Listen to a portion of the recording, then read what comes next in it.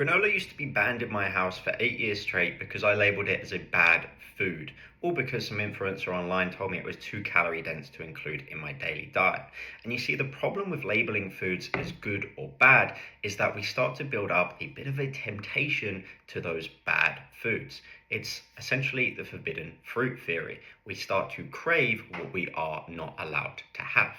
And as a result, when we do even have just a sniff of that food, we are naturally going to overeat on it. We are going to want to have it in excess because we have been denied of it for so long. And you see, the thing that got me over this was actually starting to implement it on a daily or weekly basis. I stopped labeling foods as good as bad and just included anything and everything into my diet in adequate quantities. Now, I'm not saying that 80% of my intake over a day comes from granola, but I regularly have it with breakfast as part of a balanced meal with yogurt and fruit, for example.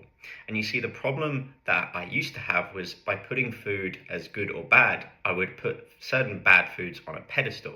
And now, by including this in my daily diet, it doesn't really have a place on a pedestal anymore because it is just part of my daily diet.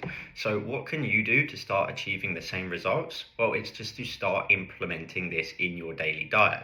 Take things like granola off this pedestal and start to implement it in small quantities so that you can start to build trust with your food again and trust with yourself again.